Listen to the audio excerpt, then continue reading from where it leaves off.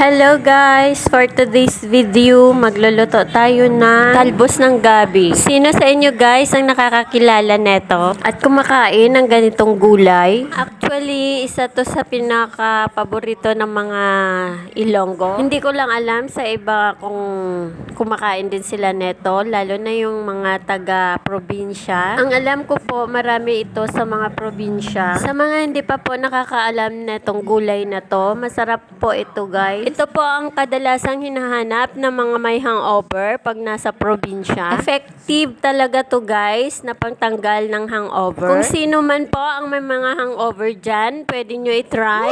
Pagpapawisan po kayo talaga ng todo nito pag nakahigop kayo ng sabaw. Bukod po sa pantanggal ng hangover, marami po tayong makukuhang health benefits dito sa talbos ng gabi. On my next video po guys, abangan nyo po ang iba pang mga health benefits ng talbos ng gabi. Magre-research muna po tayo, char.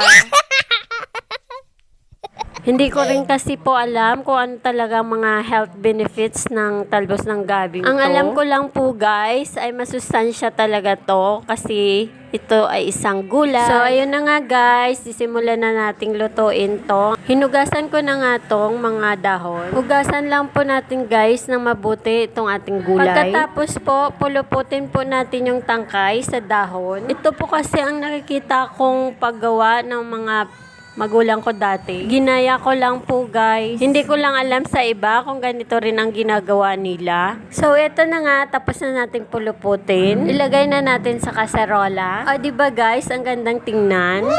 And then maghihiwa na tayo ng ating mga ricado, luya, sibuyas.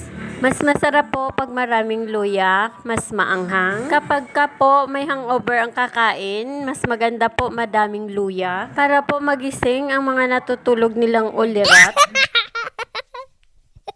At matanggal agad ang kanilang hangover. Ilagay na natin ang ating mga ricado, luya, sibuyas, at saka paminta. Pinagsama-sama ko na lahat ng ricado. Maglagay na rin tayo ng konting magic syrup, pampalasa lang. And then, lagyan na natin ng tubig.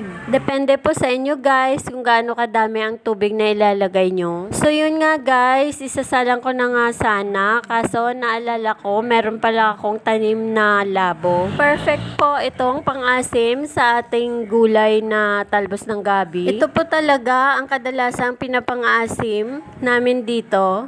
Minsan, pag season ng batuan doon sa amin, isa rin yung pang-asim sa gulay na talbos ng gabi. Perfect po talagang kombinasyon nito guys, ang labog at ang talbos ng gabi. Ito pong labog ay magsisilbing pang-asim ng ating dish na ito. Mas masarap po talaga pag maasim-asim ang sabaw. So, ito na nga guys, hugasan na natin ang ating labog. Hugasan lang po natin ng mabuti. Pagkatapos po nating hugasan mabuti, lalagay na rin natin sa kaserola. Isasabay na rin natin dun sa pinaghalo-halo nating gulay kanina, talbos ng gabi at mga ricado. So ito nga guys, bago natin makalimutan ang pinakasahog nito. Sino po ang nakakakilala nito guys? Ito rin po talaga ang kadalasang isinasahog ng mga Ilonggo dito sa talbos ng gabi. Ito po ay ginamos ng mga Ilonggo at ito po ang ating isasahog sa ating ilulutong gulay. Tinunaw ko nga po ito muna sa tubig and then ilagay na rin natin sa ating gulay.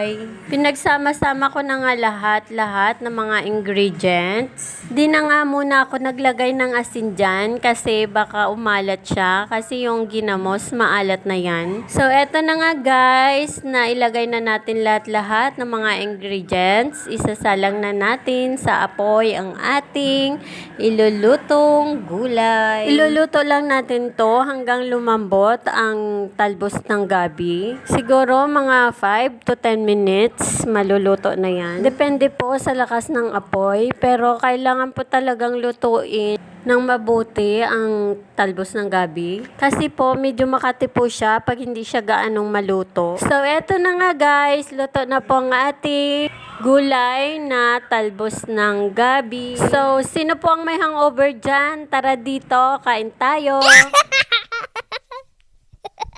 Natatakam na ako guys kasi medyo matagal-tagal na hindi tayo nakatikim neto.